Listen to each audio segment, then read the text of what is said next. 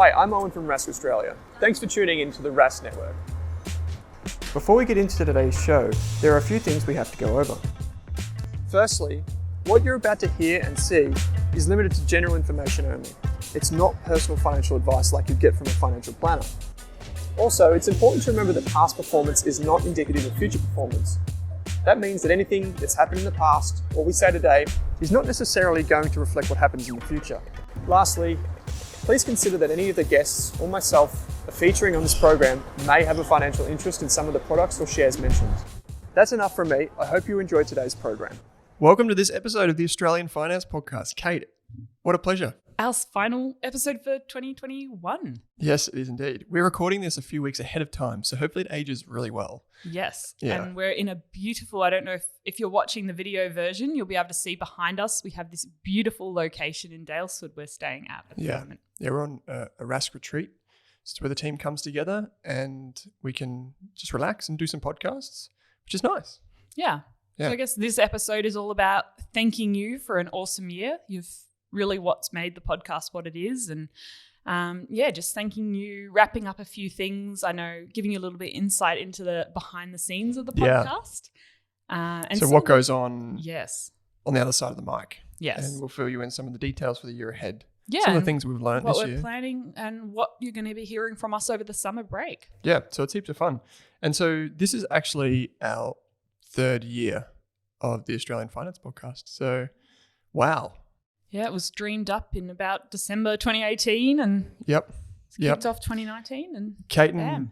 I don't know if I've said the story on the podcast. Have I told the story of how it I came don't know. together? We were out with a friend. We were out with a friend at a pub in Melbourne, and I said to Kate, "Oh, it'd be great to do a podcast," because Kate already had the How to Money podcast, and I said it'd be great to do a podcast, covering the essentials. The first 10 or 11 episodes would just be the basics. And Kate started giving me all these tips. But what I was actually trying to do is ask Kate to do the podcast with me. Yeah, I thought he was just asking for advice. Yeah.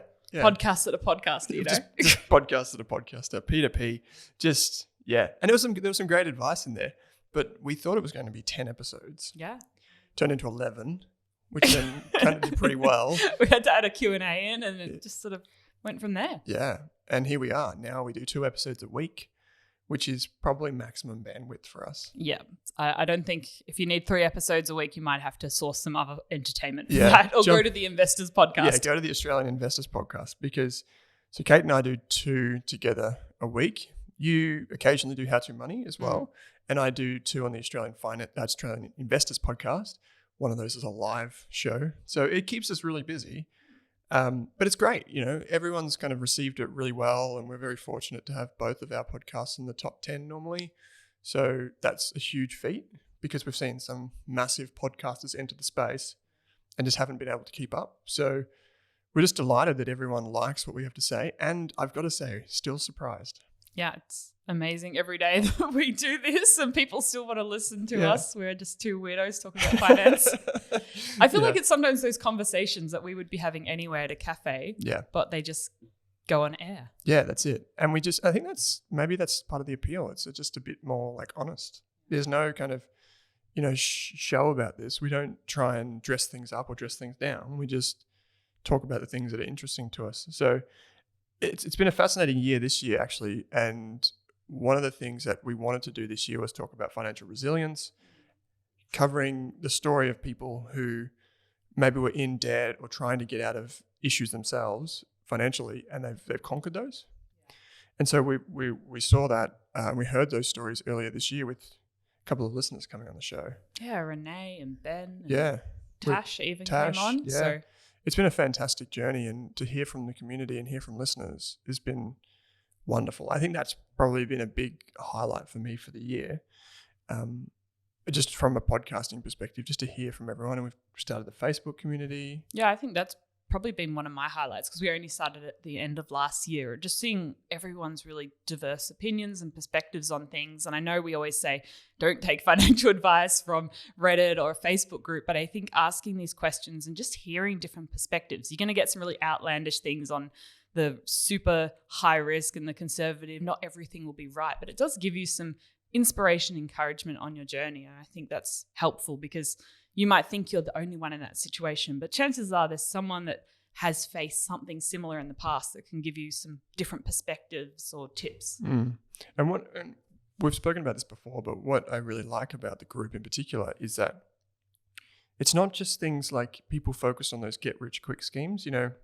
What I mean by that is they don't have to be schemes. They can just be the idea that people want to get rich quick. Like they'll talk about a hot stock, or have you heard about, this property scheme, or this company's doing this over in Africa or something like this. There's been really none of that, which is surprising because, that's fine to ask those questions. There's plenty of places to find that stuff. Yeah, there's heaps of different Facebook groups and Reddit groups where you can go. But we haven't really had that. It's just been really respectful, honest, and lots of diversity in opinions, male, female, young, old, which is great. Yeah. So, I think that's another thing I love about our finance podcasts. Like according to the Spotify analytics, it's pretty even split between male and female listeners, which is amazing. Yeah. Whereas our investors podcast is more male. Yes. Yeah. And that's what we find when we have events, the finance events, even if they have Not that we've had an event since the start of last year. No, but we will have some in 2022. We'll get to that in a minute. But when we have the events, if we have a finance event, we can literally have the same guests and we'd get 50% female to male, half. But if we have the investors event, we get males. It's funny how that works. I think it's expected, I guess. You often see that a lot. Hopefully we can change it in a really small way. Yeah, and that's what we're trying to do. This is more of an investors podcast thing, but Monique and I went about trying to find more female investors because we think it's such an important thing to profile female investors as well. But hey, let's talk about some stats. Let's talk about some things behind the scenes. So these are things that, we were talking about this yesterday. You often think to yourself, I'm listening to this podcast, really like it. I wonder who else is listening. So Kate, tell us a little bit more about it. The podcast in general, who listens and whatever. I think the Facebook community has been a good thing to see actually who's listening, because otherwise for us, we just speak into a microphone, put it out there to see who wants to listen, but we don't really get much back. So we don't really know who's listening and what they think. And we're happy to hear different perspectives because I guess that's why the industry is so big, because everyone has a different perspective. Everyone thinks they have a different edge in different areas. And so I think it's been really interesting, and as well as the questions coming through the podcast inbox as well. But I guess in terms of total downloads, after 3 years, we've had 2.23 million today as we're recording, which is phenomenal. I don't think any of us could have expected that. So that's pretty amazing. No, that's out of this world. We're stoked with that. And the thing is, it's growing faster than it ever has, which is also fascinating in itself. In investing, we talk about things growing exponentially, and across both of the podcasts, to see how fast they're growing, how many more people are listening. We were probably in the right place at the right time in terms of when we started, but also in terms of how we positioned ourselves in the podcasting community. I think it also helps that we're a male and female, a duo. And I also think that over time, people begin to get a little bit tired of kind of either the shallow type of banter that sometimes happens on podcasts. It's good, and it's good to feel like you're part of the community, but at the same time, you sometimes want substance to what you're listening to. So I think we've been able to do that. And I think over time, we're going to bring more of those things into the conversation. And the good thing about having this is that we can get cooler guests like Morgan Great Housel. Guests. Yeah. Who was one of our highlights for the year. Yeah. Morgan's probably, other than say Warren Buffett, he's, for me personally, he was like the gold standard, like AAA rated guest. One of our team members said the other day, it always comes back to Morgan because we seem to mention him every week. So yeah, it does. And he's just so good. And we wouldn't have been able to get him on the show if we weren't at a certain size. And we've got a few more that we'd love to get that are in that kind of echelon. And so by having the community around us, it goes a long way. Yeah. And I guess I was just going to share some of the favorite episodes based off downloads. The most favorite episode of 2021 was and it's a bit of an in-joke in the office now because we did not realize that this would be the episode, was the 21 ways to save and invest your money in 2021. So Kate, I feel like we have to have 22 ways to save and invest your money in 2022. Yes. Yes. So watch this space. your favorite episode of all time is coming out. Hopefully new and improved. Yes, with a few extra, not just one more, but a few in the mix there. Yeah. What about number 2? The 10 must-know ATO tax rules for 2021. And that was one Owen did with... Wait, that was number 2? Yes. Really? Yeah, 2 tax episodes got in the top 5 episodes for the year. I mean... Wow. Everyone was keen on tax tips this year. Okay. Well, I guess because a lot of the things changed with COVID, you could do the home office, you could there was a few do a bunch new of things. Depreciation things, small business changes, job. I reckon people keeper. bought a lot more like home tech for their office, chairs and stuff. Yeah. That's cool. Okay. That's Yeah. good to know. That's great to know. Then there was your top 10 money hacks, and that was actually from the community. So I think that's something else we started doing this year is more giveaways and getting to hear from our community when we did like investing resources and money hacks and things. And there was great participation in that one. And there was so many things like taking the 2-minute cup noodles on the plane with you and asking for hot water. That just blew my mind. I can't believe I never thought of that. Makes sense though, right? You probably think that if you rocked up with 2-minute noodles, they might be like, no food you on the plane. just ask for a cup of water. Yeah, no, it makes sense. Like, it makes sense. It made sense, but there's so many things that with finance, like unless someone tells you or you stumble across it, you just never think about it. Yeah. I think that's why it's so important to have these conversations, to talk to people about it, because everyone's got all these like little strategies, but they don't share them openly. But once you say, hey, I'm comfortable talking about it, do you want to talk about it with me? And then you can start learning. And we learn so much from our friends and family. Totally. And even the community, like that 21 ways to save and invest. I'm pretty sure this is the one where I learned there's the hack from your parents. I keep bringing this up. Like, sharing the large cup of coffee between two. Instead much cheaper than two you small pay an lattes. extra 50 cents to get the large rather than the medium coffee.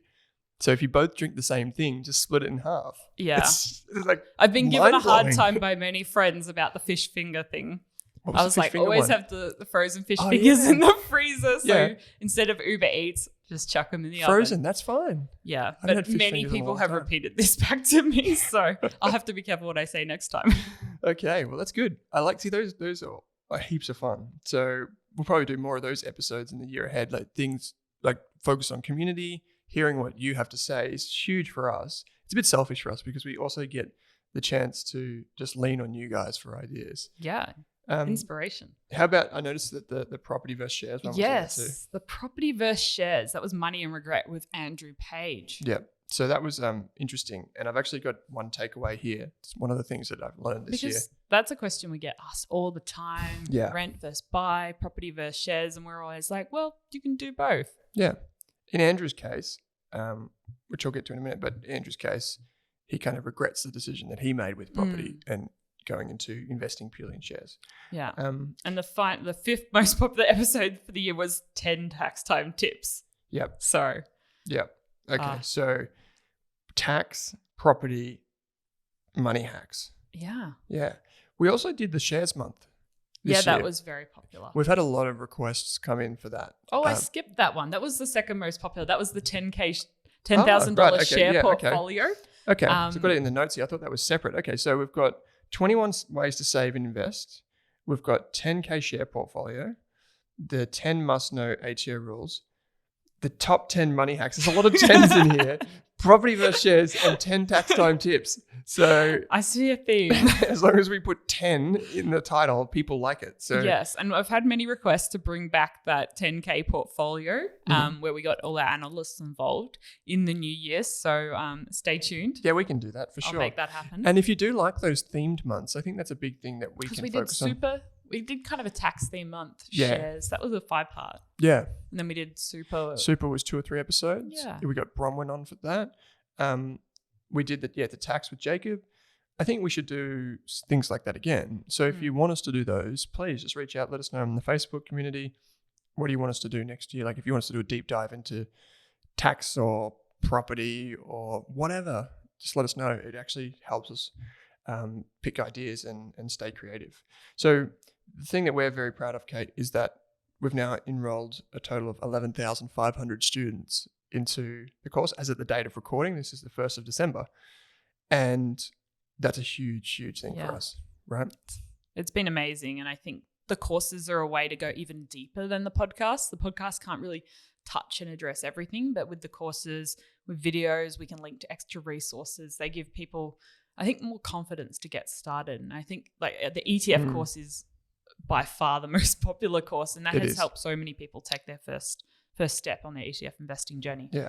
And I think like some of the things that we're adding in there now are things like, the episodes that we did where to help people choose a broker, what are the fees involved in brokerage accounts? So it's taking people from, okay, these are what ETFs are. This is kind of how you use them. This is how you build a portfolio. And this is some of the tools. These are some of the tools that you need to do it. And so that kind of journey is really valuable for people.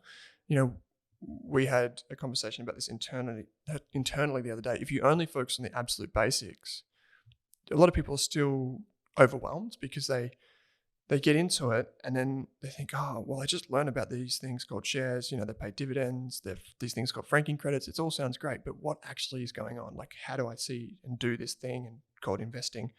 And that's where we're going with the courses. So it's super, super promising. And we love the feedback from the courses. We've had hundreds of reviews on the courses now, and it just really makes our day. So I actually, just on this is kind of not really related to the courses, but I was doing a financial wellness webinar earlier this year where I just spoke to a group for an hour. And this is something we want to do more of, you and I, where just via Zoom, there were 150 people that dialed in and they were asking questions, and we did like a little presentation about financial wellness. And it turns out that a son of one of the people that were listening was listening in the background. And he was like 12 or 13 or something. And he's a little bit older than that. He's about 14. And I said in the wellness session, I think 25% of Australians can't save $2,000 for an emergency fund. And he heard that and he was like, what? He's like, $2,000? That's all I need to have this thing called an emergency fund. So he went and got one.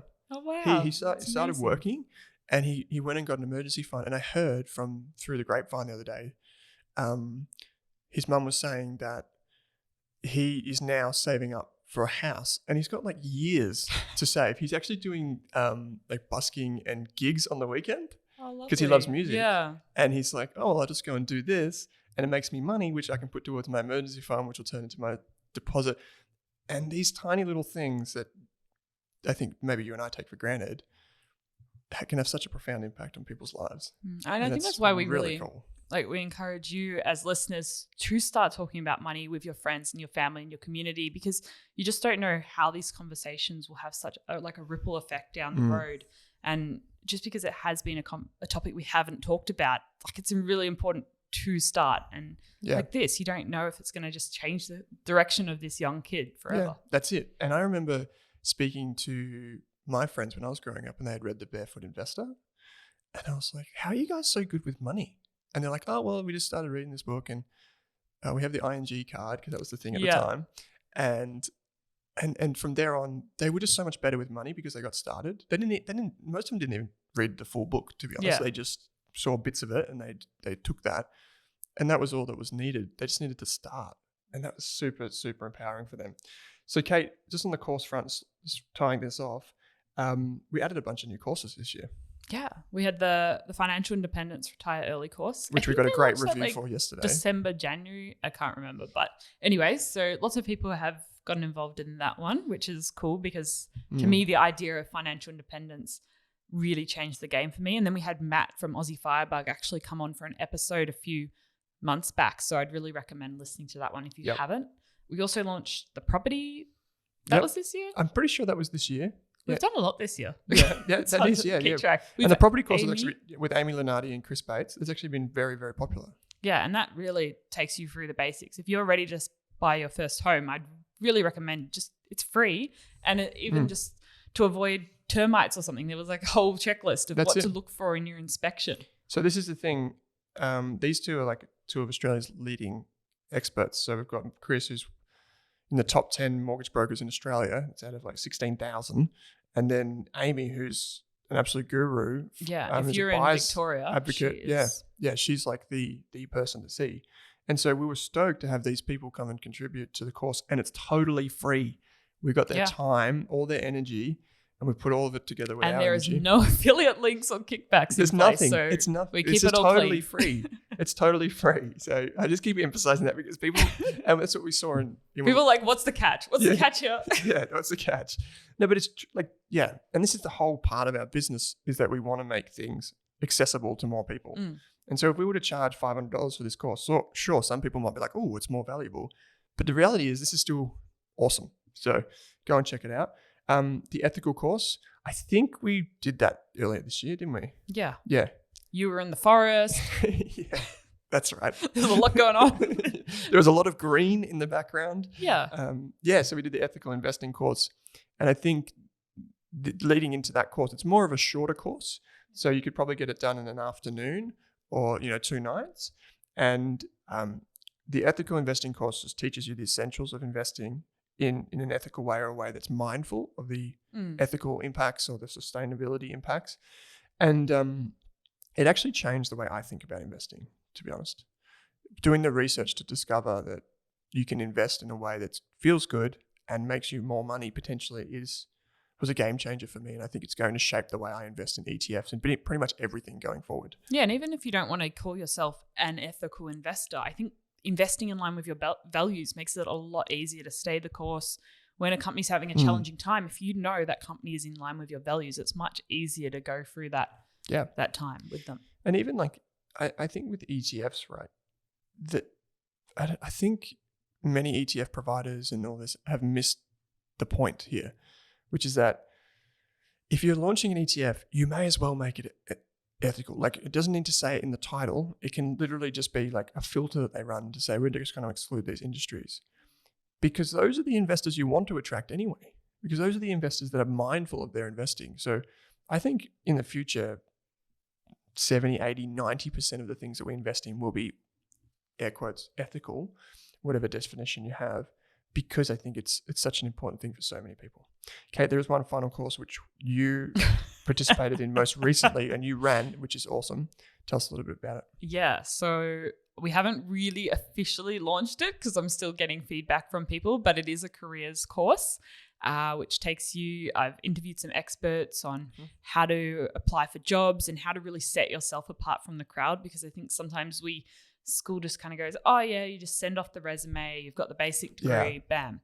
But even now and into the future, as jobs change, the world of work changes, you need to set yourself apart. It's kind of like, you've got the degree and what else? Yeah. So I think this course is all about finding your point of difference and really being able to show that to people in more than just a resume, whether that's through posting what you learn online, having an online portfolio, contributing to different places, like actually building your personal brand rather than just relying on that traditional resume. Because most of the jobs you don't get through Seek, they come through the back door, especially in our industry. In finance. People tapping you on the shoulder and saying, hey, I know this friend hiring for this job. Like even recently, a friend texted me. So you've got to, it's those networks. And I think that's what we really need to be aware of. And I think my course tries to illuminate that a little bit, that it's not just the ways that used to work won't necessarily work for every job in the future. And this is not just, when you think about careers, you tend to think about people in their 20s, but it's not just younger people. A lot of people now are realizing they're getting to 30s, 40s, 50s, and thinking, I don't want to do this forever. I want to go back and study for a little while. I want to do this and I want to break into that industry. If that's you, this is the course that you want to take soon, because it prepares you for how you can present. And I think, we had Andrea Clark on the show again, and she's basically told us that it's not about like what you present, it's about how you're perceived and how people think of you and what they say about you and what they say about you when you're not in the room. That's another point that kind of stuck with me. Yeah. And so in a modern environment where we're seeing more gig economy work, if you want the job that is potentially becoming more prestigious and more elusive, you have to differentiate yourself. So using these tools and strategies is really important. Yeah, and I shared the idea of small scale career experiments and thinking of different ways. If you're really interested in a different type of job or industry to what you're already in, brainstorming 10 different ways you can kind of experiment with that role to see if it would be interesting to you without having to quit your day job or go and commit to a 3-year degree. There are so many ways you can experiment with things and think a bit more like a scientist and have a hypothesis. Oh, I think I might be interested in that field, but I don't really know. And I think sometimes we switch too quickly and we don't test the waters. So, yeah. That's a great point. Yeah. So basically we had a target this year of hitting, we had 2 targets, which we kind of hit, but they were a bit delayed. The first one was 10,000 students by June 30th. We didn't quite hit it on June 30th, but that's okay. And the other one was enrolling 1,000 new students a month, which we're close to. I think the month of November was about 927 new students or something like that. So this, once again, is amazing. It actually comes back to you. If you're listening to this, it's enrolling or sharing it with a friend or a family member or a child or whatever, your colleague who needs this or who would be interested. And that kind of network is so valuable. Your personal network recommending something to you when normally you don't talk about these things is so valuable. And we really appreciate it too, obviously. So the other 2 courses, which we are recording this a little bit earlier before it goes live, but the other course that I've been working on most recently is just more of a revamp of the Value Investor program. So this is the only course that we charge money for. And this course is designed specifically for people who want to learn the real nitty-gritty of investing. So this is not, what is a share? It's not, how do I start a portfolio? This is, how do I get into the spreadsheet and do a discounted cash flow analysis? Yeah. The things we kind of touch on a little bit, maybe if you go listen to the Shares Month, you might have heard some terms that you didn't recognize. These are the sort of thing that like Owen and his team look at all day. Yeah. Not the kind of thing I do, but yeah. So we've got, and I just want to point one thing out here is this is very intimidating for a lot of people, and you're probably thinking this is not for me. That's totally cool, but we do have a way to articulate to it. So what I mean by that is you can start with the Shares Beginners course, and you can view all the downloads that we've got in the course. Then you can go to the Valuation Intermediate course, which is the next one up. It's also free, and that takes you through how to value a company like Woolworths, and then that also suggests some books and those types of things. And then if you read that, then you can go to the Value Investor program. So it's kind of like if you go to university, you have bachelor's, master's, PhD, you could just work your way up. This is basically that. So that's something that we're doing now, and it's probably the biggest project I've taken on in a long time. So will it be out by the time this episode goes live? Well, that's the key. It's a mystery. I don't know. I think I will have done all the curriculum by then. I think the video edits, if I just look over at Monique, she's giving me a nod, but the video edits take an incredibly long time because there's so much of it to do. And I should say, it is actually easier in some ways because a lot of it's over the shoulder. Like I'm explaining things as people go through. So maybe those are easier to edit. You're getting a kind of a nod from Monique over there. The other one that has been, it's been on the back burner for a while because of stuff going on outside of the education side of our business. But the Business 101 course is a course that we are going to get up and running. And I said to you before, I think it's going to take me a week. I've been thinking about it all year. I've been slowly chipping away, like planning it. And it's just about doing it now. So I'm hoping that's out, and so people can start it over summer. Yeah. And then what a great time to think about perfect time starting a business. Yeah, starting a business. If you're already in your business and you're thinking, how can I kind of recover out of COVID and take advantage of tax and set up the right structures? The question that always gets asked is, hey, I don't know whether I should be a sole trader or I should get this thing an ABN and become a company. Should I have a trust? Do I need to worry about copyright? All of these questions. What's a shareholders agreement? Can you teach me the basics of accounting for my business? Should I use Xero or MYOB?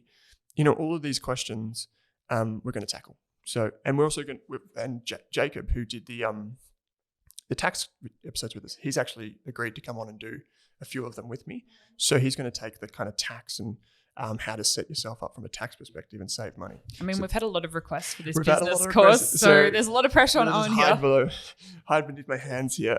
We've had a lot of requests because it has been something that we want to do this year, but we just haven't got to it, and that's on my shoulders. But yeah, it's coming, and we've got 2 really, really impressive courses there. There is actually a third one but it's kind of, let's just say it's a bit of a top secret joint venture right now. So it's actually all been ready to rock. So Owen's not very good at keeping secrets. I'm not very good at keeping We'll try to secrets. keep this one for a bit longer. Keep this one a secret. So you'll probably hear about it if you're in the finance community, even outside of our community. You'll probably hear about it in the next couple of weeks. So exciting stuff. Kate, what are some of the big things that you've learned from podcast guests this year? Yeah, I think one of the main thing was just learning from our community that a lot of people were recovering from maybe periods of unemployment or tough circumstances throughout COVID, and just seeing the sheer resilience of our community members to get through hard things. And I think that's coming back to that I can do hard things, just like that mantra almost. Yeah. And I think it was when we got people to share the 10 things they've done with like to help their financial future during lockdown. That was probably where I saw it the most. And just even if it wasn't a financial thing, because some people didn't have any money to invest, but just taking the time to like check their super. And there's so many things you can do, even doing some of the courses, reading widely, that aren't sort of, you don't need the money there to do. Like there's just so many things you can do. And I think it was amazing to see people really trying to look after their financial future. And I hope that sort of maybe we do something similar next year, but just like taking some action. It's just those small steps to be like 1% better than the week before. And the small things you do this year, like even just the super stuff, like some small changes with your super can have humongous effects on your lifetime. Totally.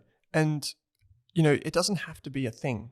You know, the amazing thing about finance is that you can just put in a lot of effort for a couple of weeks and you could really make the world of difference to your future. It's not like, imagine if you could be like, okay, for the next 2 weeks, I'm going to exercise every day. And for the rest of my life, I'm going to be doing okay.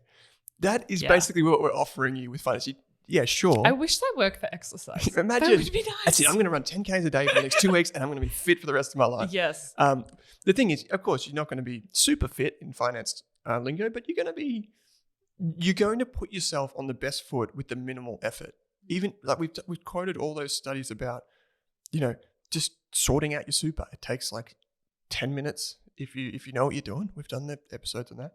If it's like paying down debt, is having a strategy to do that. Or if it's getting a better rate on your mortgage, really, really simple strategies. Yeah, you don't need to do them every day. If you know what an ETF is, that doesn't change. You know what it is. Then you can move on to the next thing. And you know what dollar cost averaging is. Just put you got your five ETFs. Just put your money into there every month. Done.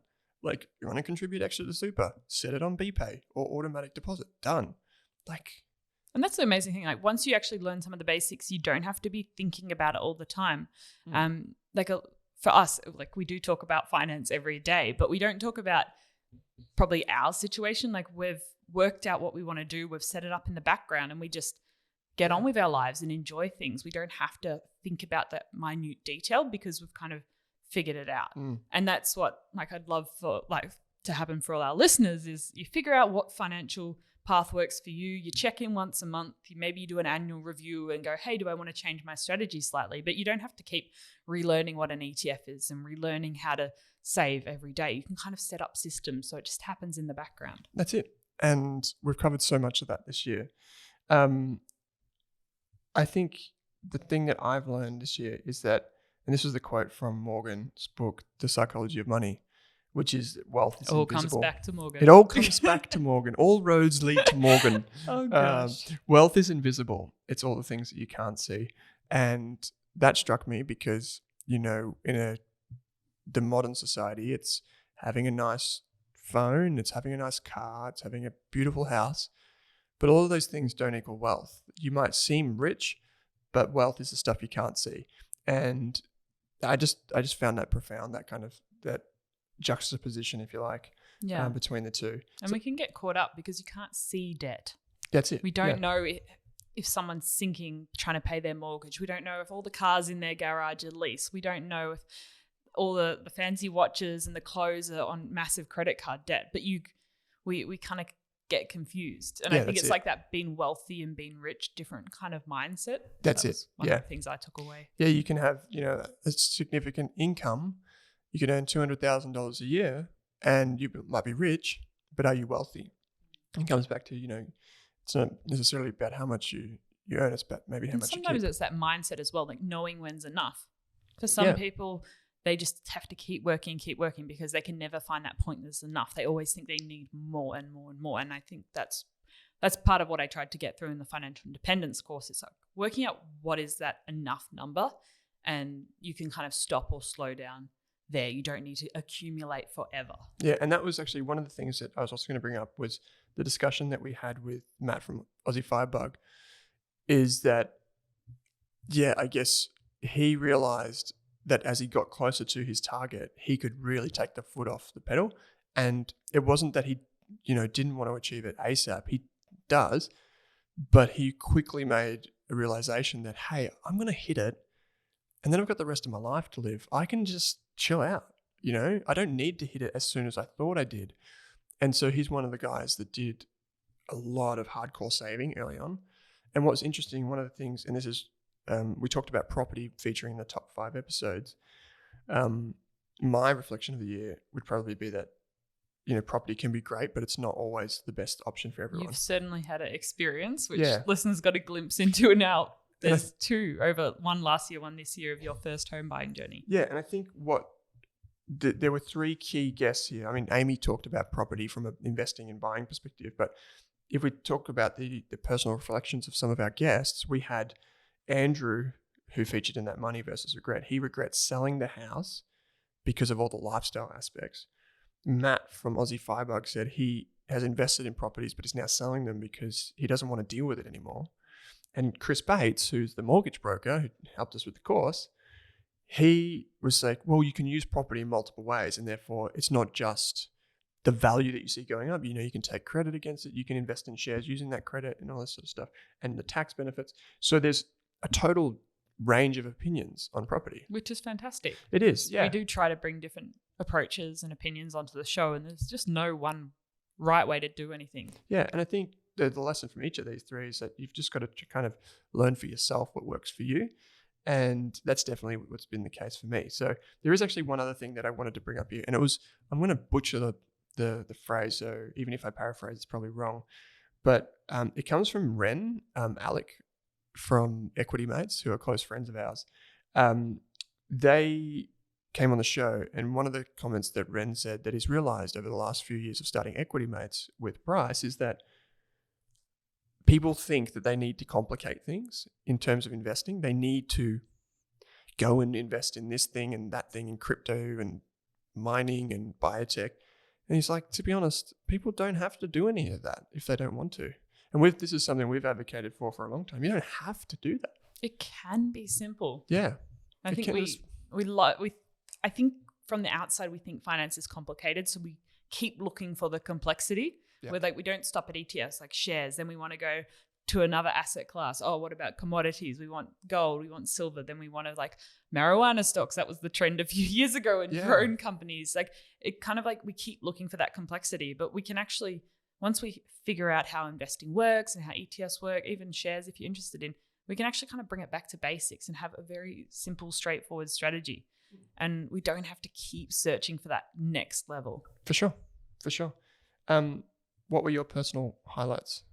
I think this year, when I was reflecting, one of my highlights was just creating a system that works. And I think I've been, partly for the podcast, but testing so many different robo-advice, micro-investing, every broker under the sun. I've tested a lot of different things and different types of investing. And I've started to work out, this is the approach that works for me. This is the setup. This is what accounts I want to use for each thing, and I've been able to automate a lot of it. So there's been less mucking around really, and more just a strategy that I set up at the start of the year and have just sort of consistently worked towards on a monthly basis. And I've sort of had those check-ins, and I had to revise my goals slightly in the middle of the year, but it was just having a really simple strategy that works. And I'm not testing as many things at the moment because you do end up with a lot of paperwork at tax time. Yeah, and if we could only see your digital fingerprint. Oh, my details are in too many servers. So yeah, and I think that's great. What about you? I was reflecting on this before, and as I've got down in my notes here for the show, that I think it's been say 3 or 4 or 5 years since I've taken a proper wage. And what I mean by that is occasionally I'd pay myself like $500 a month. That'd go a long way. Yeah, it did. Just feed chickens? chickens? Got me chicken feed, and then they produced eggs, which I ate, and it was a vicious circle. This year was actually the first year that I was able to take a wage consistently, which for our personal finances made a huge difference, particularly when you own a home.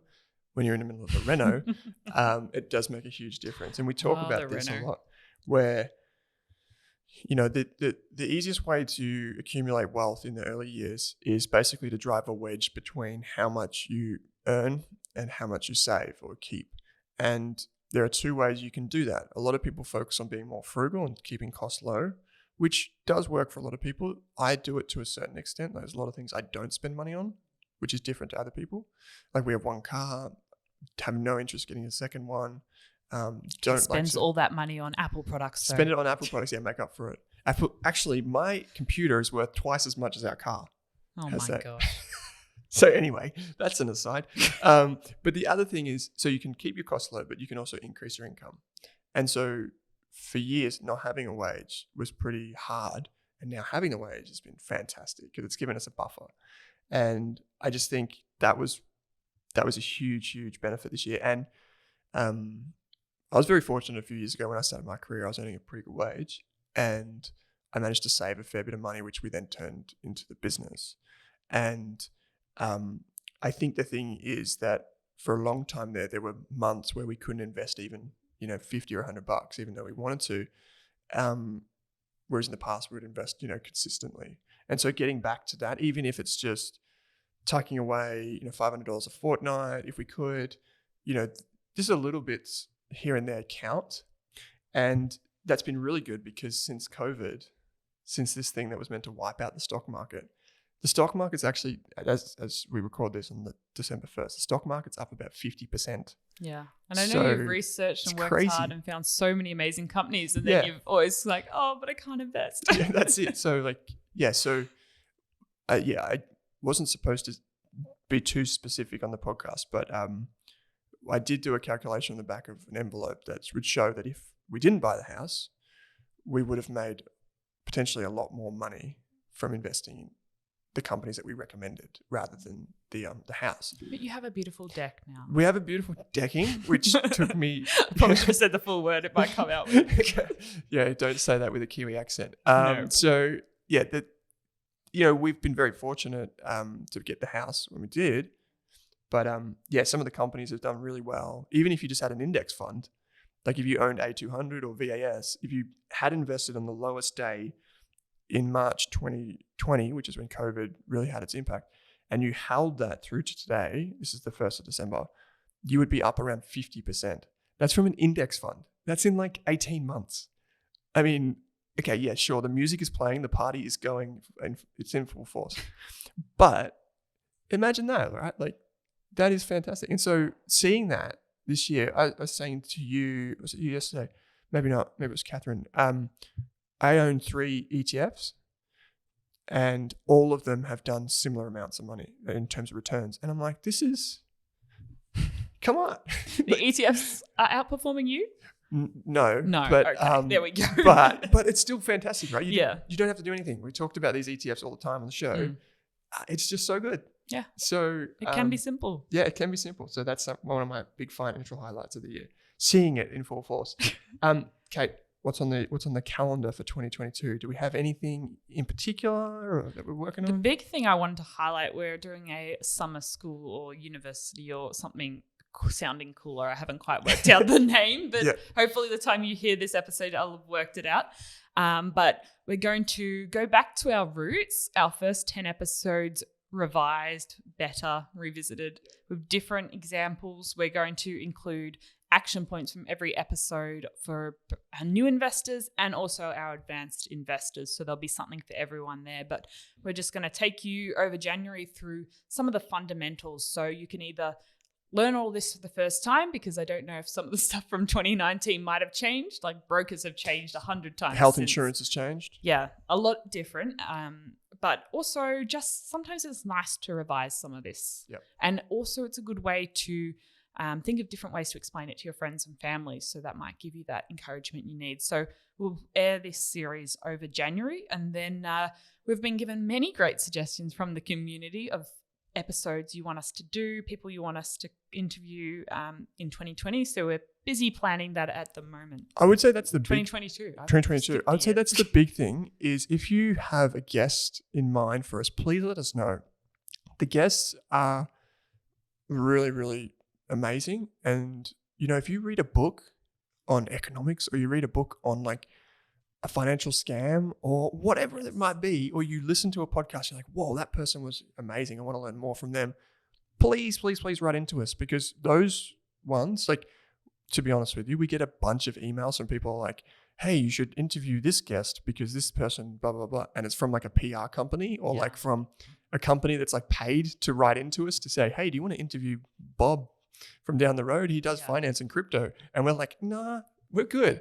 But if you actually have a genuine request, those are really powerful for us, and they do move the needle in terms of helping us get guests, because then we can go straight to them and say, hey, we've got 50,000 listeners, and hey, this person is requesting you to come on the show. So please, we want you on the show. And it goes a long, long way. So yeah, I'm really excited for this. And there's a funny story. The other day, someone messaged me on Instagram and he's like, hey mate, just wondering, love the show. Do you guys do anything? Like, have you recommended or suggested any brokerage accounts?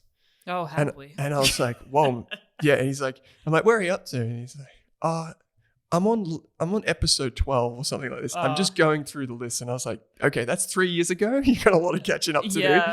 The brokerage episodes weren't till late this year. Yeah. So I sent him the thing. He's like, okay, I'm going to make one exception. I'm going to skip forward to episode 156 or whatever it was, and then go back to that. I'm like, okay, respect for you. But he'll catch up and you'll hear this in a few years. I think that's the fun thing. Everyone listens to podcasts in different ways. Some people go to the start.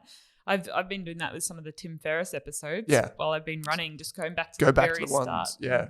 It's really interesting. And you get to hear their development. And many of the podcasts, the audio, even for ours, improves along the way. Doesn't it just? Yeah. And so he was, this listener in particular, he was going back over those first 11 because he thought, well, I need to learn the foundations. And so if you're going to do a lap of the podcast, that's the first lap. You want to go there, finish those, and then maybe go on and do the other things, like pick out the episodes that you want to listen to. And if we redo them, they're going to be more relevant than they were, if they're still a few years old. I guess the big thing for us as a team going forward is maybe just getting more people enrolled in courses. That's a huge priority for us, because basically what happens is, if you think about it from our business and network perspective, is that as the courses get bigger and we enroll more students, again, it means we can go to people like Amy Lunardi, Chris Bates, and we can say, hey guys, now we know you're super busy and you're super popular and you've got your own networks, but we've got this massive community of students that want to learn more from you. And if you come and do a course with us, then you get exposure to all the students and they might become clients. So there's an incentive for them to do that there. And if you know someone who is an amazing educator, anything to do with finance, investing, send their name our way. Like, we're keen to add more courses for you for free. And also, I guess the other thing you wanted to mention is like getting on the road next year. Yes, COVID permitting. That's a big thing. Yes, that's a big thing. Yeah, so COVID permitting. Owen thinks he's going to hire a van and we're all just going to hop in and go around Australia. Yeah. After seeing his driving this week, I'm slightly worried about that idea. Speed bumps, who needs them? So that would be heaps of fun. And one of the things that I know that you have as a priority for you personally is getting financial education to people in rural communities and regional communities. Because the road shows for even like managed funds and all sorts of things, they usually only hit like Melbourne, Sydney, Brisbane, maybe Adelaide if you're lucky. That's it. And so we want to go beyond those, and we're willing to go to regional cities if that's what it takes to share some of this knowledge and to get communities built in those environments. So if you are in let's say you're near Wagga, or you're near Warrnambool or Margaret River. You run the local library, the school, a great venue. You're in Alice Springs. Just write into us. Let us know. Tell us how many people in your community might be interested in something like this, because it's something like we love it. And so if you just tell us where you are, we did a few in Melbourne and Sydney. We've done events in those major hubs, but we know those two cities only account for around about 60% of the audience. So maybe give or take a few percentage points either side of that. So that means there's a lot of people outside those two major cities that want and need this type of stuff. So, yeah, I mean, the community aspect and the community feel that you get from regional, communities, I've said it again, but is really, really uplifting. So we want to get out there and help in any way that we can. Cool.